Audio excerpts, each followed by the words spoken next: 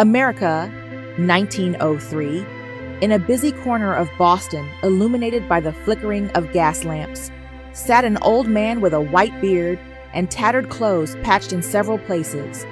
Thomas Walker, as people called him, or rather, as he introduced himself to those who cared enough to ask.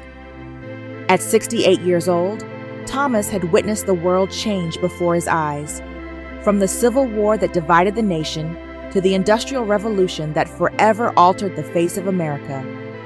Yet, life's irony had placed him at the corner of Beacon Street, sitting on a cardboard box with an old hat laid out before him, hoping passersby would toss a few coins. Autumn in Boston was always a captivating sight, with maple leaves changing color to red and gold.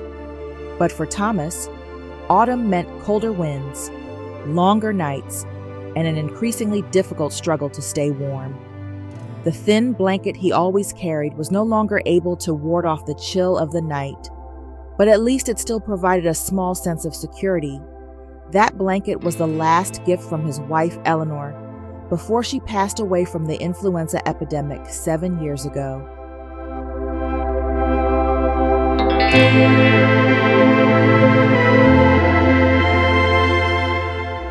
The setting sun on the western horizon signaled to Thomas that it was time to find shelter for the night.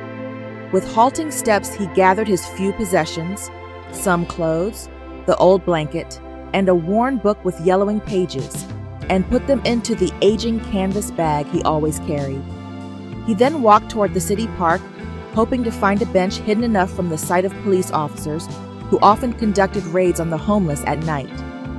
Along the way to the park, Thomas passed a bakery that was just about to close. The aroma of freshly baked bread and pastries tickled his nose, reminding him that he hadn't eaten since morning. His stomach rumbled softly, protesting the emptiness it had felt for too long. But Thomas knew he had to save the money he had earned that day. Just a few cents, not enough to buy even the smallest piece of bread. He might have to wait until tomorrow, hoping that luck would favor him more.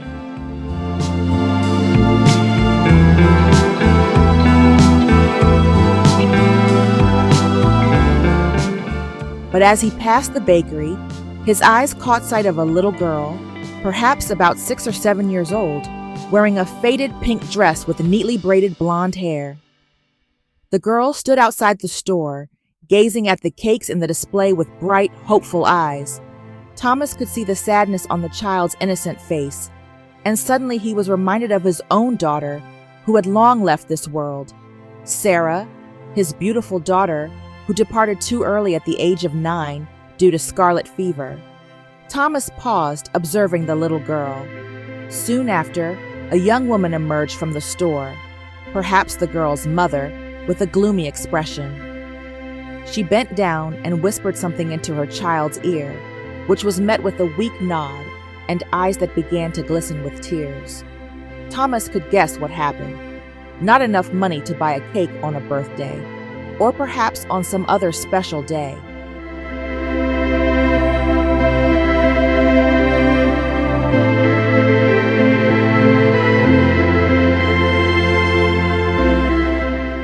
Without thinking twice, Thomas approached them.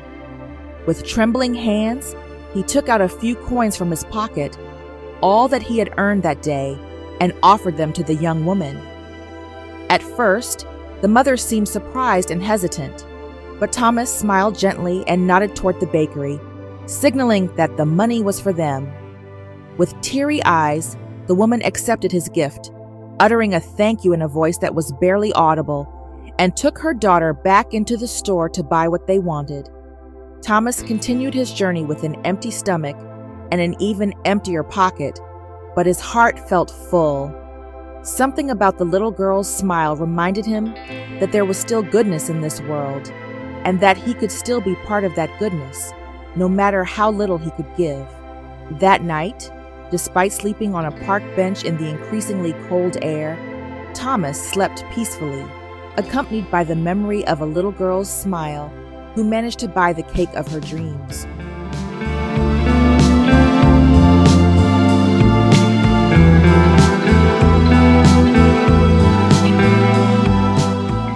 Days passed, and autumn slowly gave way to winter.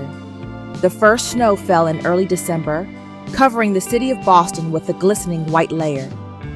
For some, snow was a beautiful sight that marked the arrival of Christmas. But for Thomas and those without shelter, snow meant a harder struggle to survive. The number of people passing through the streets decreased, and thus the number of coins that went into his hat also dwindled. 1 week before Christmas, Boston was hit by the worst snowstorm in decades. Thomas was forced to seek shelter under a bridge, along with several other homeless individuals. The air was so cold that his breath formed white vapor every time he exhaled. His fingers began to turn blue, and he knew he had to find a warmer place soon, or that night might be his last in this world.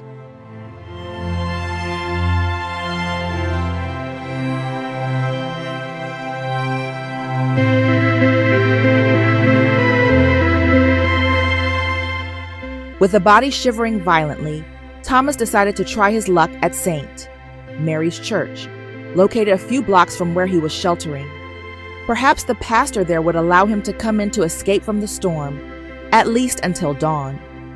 Biting his lip to endure the cold that pierced to the bone, Thomas staggered against the wind and increasingly heavy snow. But fate seemed not to be on his side that night. When he was halfway to the church, his foot stumbled on rocks covered by snow, causing him to fall face down in the middle of the deserted street. Pain shot from his sprained ankle, making him unable to stand again. With labored breath, Thomas lay on the snow, feeling the cold increasingly seeping into his body, slowly guiding him toward eternal sleep.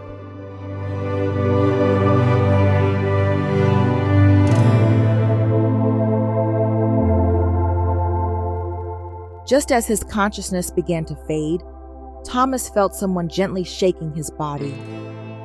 With half-open eyes, he saw the figure of a young woman bending over him, with a concerned expression on her familiar face.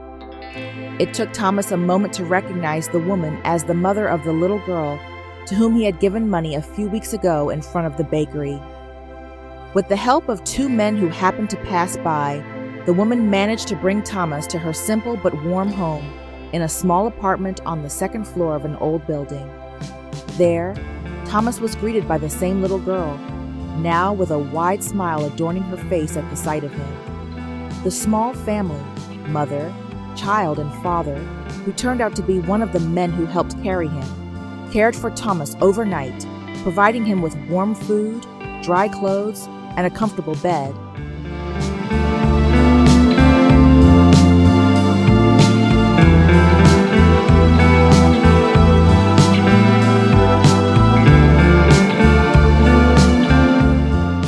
The next morning, when Thomas woke up, he was greeted by the aroma of coffee and toast wafting from the family's small kitchen.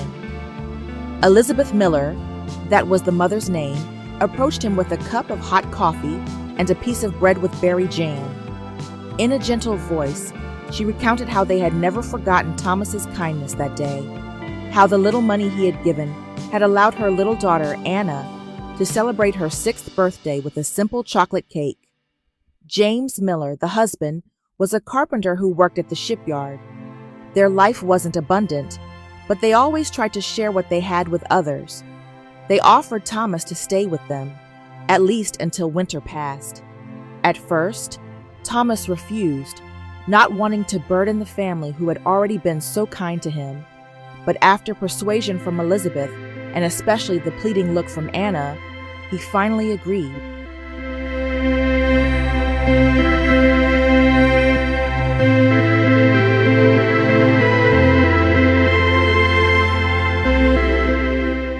The following weeks became a time full of warmth for Thomas. He helped James with his carpentry work, teaching the man some techniques he'd learned when he still worked as a carpenter in his youth. He also often looked after Anna when her parents went to work, telling stories from his past that fascinated the little girl. For the first time in years, Thomas felt again what it meant to be part of a family. When Christmas arrived, Thomas was invited to attend Mass at the church with the Miller family. with clean clothes borrowed from James and hair and beard that had been tidied. Thomas was almost unrecognizable as the same homeless man who usually sat at the corner of Beacon Street. At church, he met Pastor Michael, a middle-aged man with a friendly smile and wise eyes.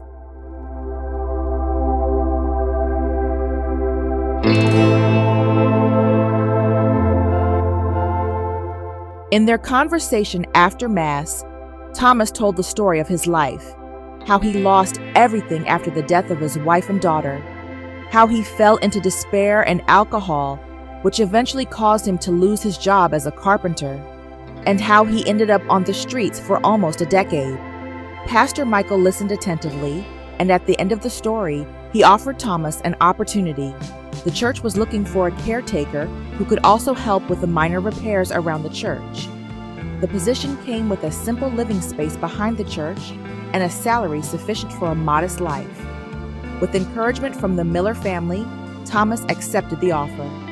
In his twilight years, he got a second chance to build a meaningful life.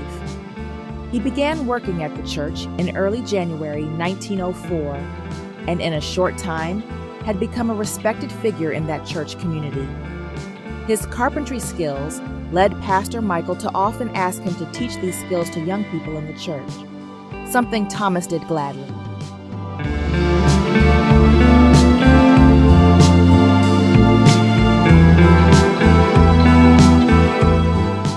Years passed, and Thomas remained faithful to his work at St. Mary's Church.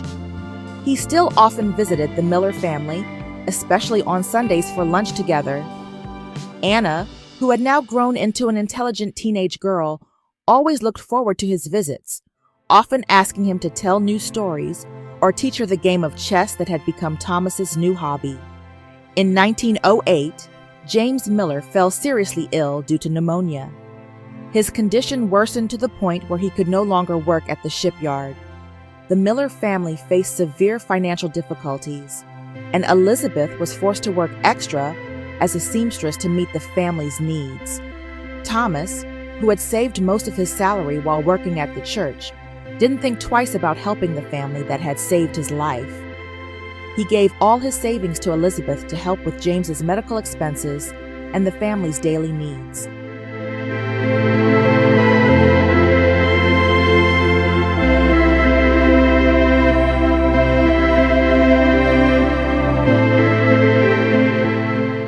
Thanks to proper care and prayers from the church congregation, James eventually recovered, although he could no longer work as hard as before. Pastor Michael, who knew about the Miller family situation, offered James a job as an assistant in the church library, work that was not too physically demanding, but still provided enough income. James accepted the offer with gratitude, and once again, the Miller family could breathe a sigh of relief. Meanwhile, Anna, who was now 11 years old, showed extraordinary talent in music.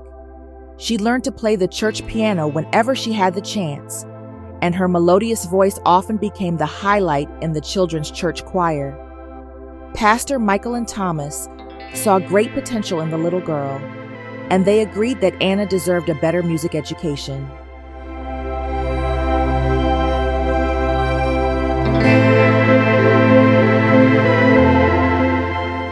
Thomas, who had heard about a prestigious music school in Boston from one of the church members, suggested that Anna audition there. However, the tuition at that school was very high, far beyond what the Miller family could afford. Without their knowledge, Thomas and Pastor Michael collected funds from church members and several philanthropists in the community to finance Anna's education. When they told the Miller family about the scholarship they had secured for Anna, Elizabeth cried with emotion, while James could only grasp Thomas's hand tightly, too moved to say words.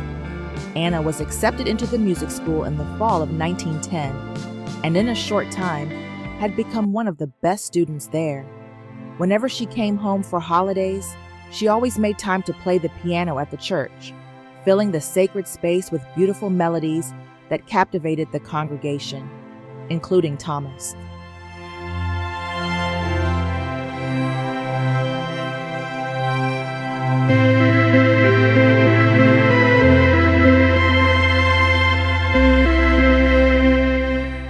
year 1912 brought a major change in Thomas's life. One morning in March, as he was cleaning the churchyard, a middle-aged woman in elegant attire approached him. The woman introduced herself as Margaret Walker, his sister-in-law who had been searching for him for years after Eleanor's death.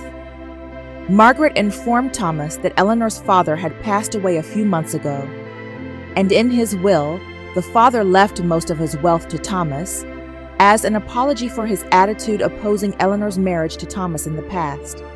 The inheritance made Thomas one of the wealthiest men in Boston overnight, but wealth did not change Thomas's simple heart. He continued to live in his small house behind the church, continued to work as a church caretaker, and continued to spend his Sundays with the Miller family. What changed was only his ability to help more people in need.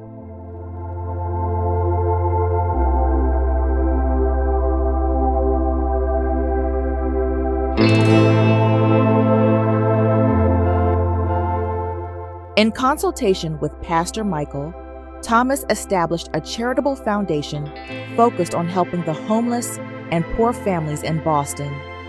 He bought several empty buildings in the city and converted them into decent shelters, complete with communal kitchens and basic educational facilities. He also ensured that every resident of the shelters received skills training that would help them find jobs and start new lives. In 1915, as World War I raged in Europe, Thomas diverted some of his foundation's funds to help war refugees who began arriving in America. He also established a free health clinic in one of his buildings, employing several doctors and nurses to provide medical care for those who could not afford hospital fees.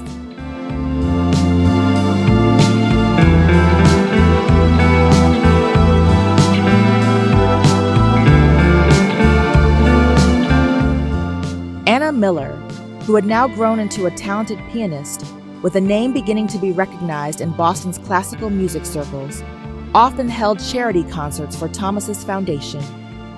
These concerts were always well attended, not only because of Anna's extraordinary talent, but also because people wanted to support the noble work being done by the foundation.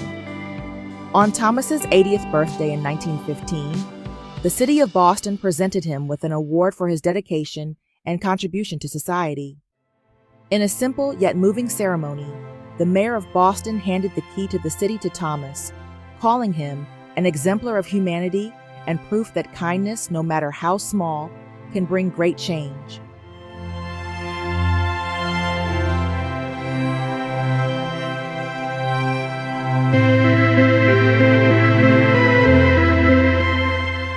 Receiving the award, Thomas could only smile and shake his head humbly. In his brief speech, he said that all he had done was merely repaying the kindness he had received from others, especially from the Miller family, who had saved his life on that cold, snowy night. He reminded everyone that no act of kindness is too small, and that sometimes, giving everything we have, even if what we have is just a few coins, can bring miracles into our lives. 2 years later, in the spring of 1917, Thomas Walker breathed his last peacefully in his small house behind St. Mary's Church, surrounded by the Miller family and Pastor Michael. On the table beside him, there was an old photograph he had always treasured, a picture of Eleanor and Sarah, his beloved wife and daughter, who were now waiting for him in the next life.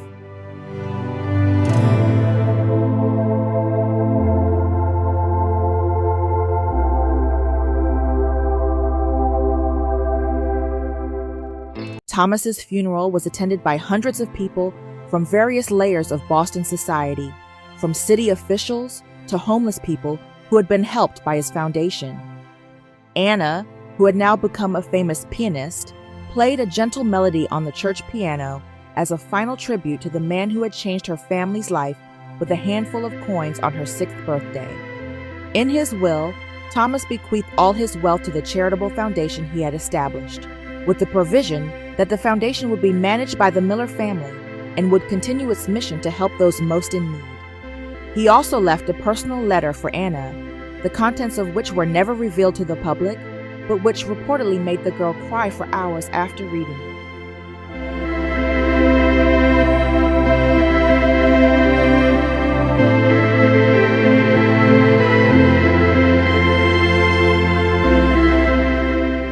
The story of Thomas Walker might be forgotten as time passes, like thousands of other stories from the same era.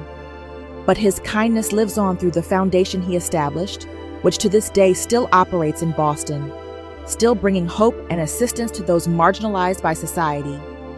In the corner of St. Mary's Churchyard, there is a simple wooden bench with a small plaque that reads, "To Thomas Walker, who taught us that sometimes we must lose everything to find what truly matters." And every year, on the anniversary of his death, someone always places a bouquet of wildflowers and a few coins on that bench, a simple reminder that kindness, no matter how small, is never in vain.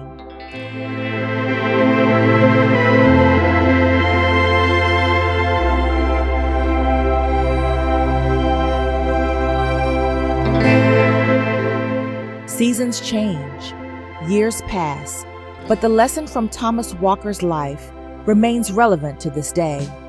In a world that is increasingly fast-paced and individualistic, where people are often too busy to notice the suffering of others, the story of a homeless man who gave everything he had to make a little girl smile reminds us that our humanity is not measured by how much we possess, but by how much we give. And perhaps, somewhere in Boston today, someone is performing a small act of kindness that will forever change another person's life, just as Thomas did for the Miller family, and as the Miller family did for Thomas, creating an endless chain of kindness, proving that sometimes, to get more love in this world, we only need to be the first to give it. Don't miss more beautiful historical narratives that resonate through time. Subscribe to Historias de Sombra now.